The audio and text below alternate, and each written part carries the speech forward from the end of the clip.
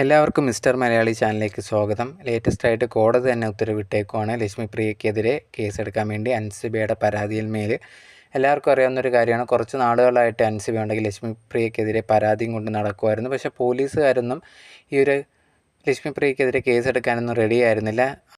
അതുകൊണ്ടാണ് അൻസിബ ഉണ്ടെങ്കിൽ കോടതി വഴി നീങ്ങാമെന്നുള്ളത് തീരുമാനിക്കുക അങ്ങനെ പോയിട്ടുണ്ടായിരുന്നത്. എന്തായാലും അൻസിബയുടെ ആ ഒരു നീക്കം ഫലം കണ്ടു എന്നുള്ളൊരു കാര്യമാണ് ഇപ്പോൾ നമുക്ക് മനസ്സിലാവാൻ സാധിക്കുന്നത്. കോടതി തന്നെ പറഞ്ഞേക്കുവാണ് ഈ ഒരു ലക്ഷ്മിപ്രിയയ്ക്കെതിരെ അതുപോലെ തന്നെ ഒരു SIക്കെതിരെയും കേസെടുക്കാൻ വേണ്ടി. എന്താണ് അൻസിബയും ഈ ഒരു ലക്ഷ്മിപ്രിയയും തമ്മിലുള്ള പ്രശ്നം അറിയാത്തവർക്ക് വേണ്ടി നമ്മളത് ഡീറ്റെയിൽ ആയിട്ട് ഇപ്പോൾ പറയുന്നതായിരിക്കും. ഈ ഒരു അൻസിബയും അതുപോലെ തന്നെ ഈ ഒരു ലക്ഷ്മിപ്രിയയും തമ്മിലുള്ള പ്രശ്നം തുടങ്ങുന്നതെന്ന് പറഞ്ഞാൽ അൻസിബ അമ്മയിൽ നിന്ന് രാജിവെച്ചിട്ടുണ്ടായിരുന്ന ഒരു സ്ഥാനത്തിൽ നിന്ന് അവിടുത്തെ കുറേയധികം പ്രശ്നങ്ങളും പ്രത്യേകിച്ച് ടിനി ടോമുമായിട്ടുള്ള പ്രശ്നത്തെ തുടർന്നാണ് ഈ ഒരു അൻസിബ രാജിവെക്കുന്നുണ്ടായിരുന്നത്. അതിനുശേഷമുണ്ടെങ്കിൽ ഇവരുടെ പ്രശ്നങ്ങൾ നടന്നുകൊണ്ടിരുന്ന സമയത്ത് പെട്ടെന്ന് ഒരു ദിവസം ഈ ഒരു ലക്ഷ്മിപ്രിയ ഉണ്ടെങ്കിൽ അൻസിബയ്ക്കെതിരെ കേസ് കൊടുത്തു എന്നുള്ള രീതിയിലൊക്കെ അറിയാൻ സാധിച്ചിട്ടുണ്ടായിരുന്നു.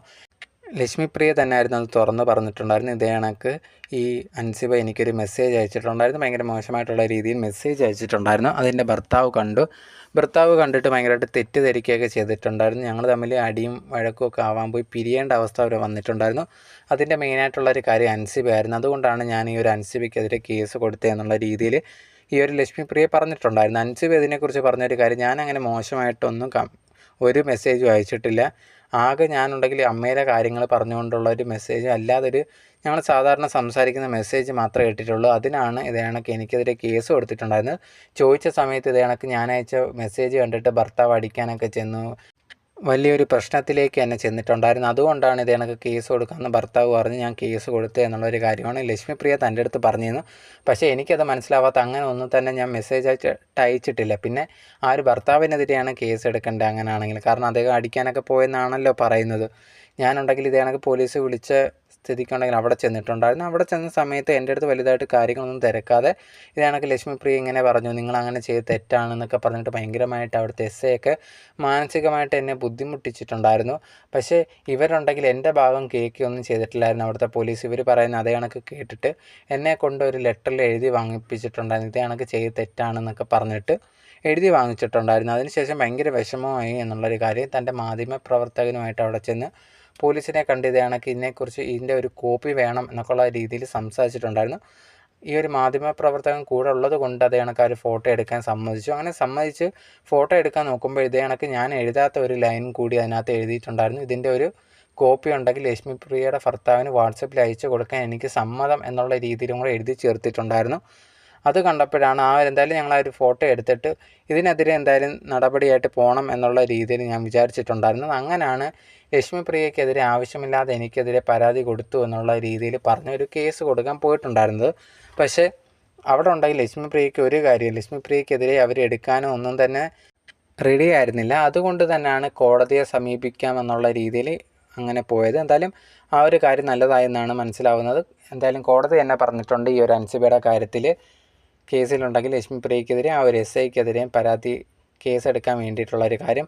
എന്തായാലും അതിനുശേഷം കുറേ നാളുകൾക്ക് ശേഷം ലക്ഷ്മിപ്രിയ ഒരു ഇൻ്റർവ്യൂ കൊടുത്തിട്ടുണ്ടായിരുന്നു. അതിനകത്ത് ചോദിച്ചിട്ടുണ്ടായിരുന്നു എന്താണ് അങ്ങനെ മെസ്സേജ് അയച്ചതെന്നുള്ള രീതിയിൽ.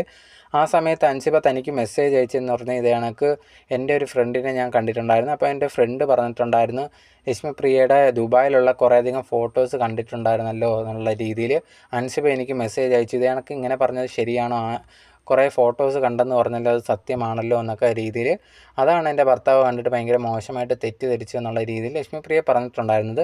ഇത് പറഞ്ഞതോടെ കുറേയധികം പേര് കമൻസിലൊക്കെ വന്നിട്ട് ആ വീഡിയോയുടെ താഴെ കമൻസിൽ വന്നിട്ട് ലക്ഷ്മിപ്രിയ എടുത്ത് കമൻറ്റിൽ ചോദിക്കുന്നുണ്ടായിരുന്നു, ഇത് കണ്ടിട്ട് എന്തിനാണ് ഇത്ര ഭർത്താവിന് സംശയരോഗമൊക്കെ വരുന്നത്, അതിന് വലിയതായിട്ടൊന്നും പറഞ്ഞില്ലല്ലോ, ദുബായിൽ വെച്ചെടുത്ത ഫോട്ടോസ് കണ്ടെന്ന് ഈ ഒരു അൻസിബയുടെ ഫ്രണ്ട് പറഞ്ഞു. അതേ കണക്ക് അങ്ങനെ ശരിയാണോ എന്നുള്ള ഒരു കാര്യം വേണ്ടി ചുമ്മാ നമ്മൾ ഫ്രണ്ടായിട്ട് ചോദിക്കില്ല, ദുബായിൽ പോയപ്പോൾ ഫോട്ടോ എടുത്തോ എന്നുള്ള രീതിയിൽ അതേ കണക്ക് ചോദിച്ചു. അപ്പോൾ അതിലെന്താണ് ഇത്ര ഡൗട്ട് വരാൻ തങ്ങൾക്കും ആർക്കും മനസ്സിലാവുന്നില്ല.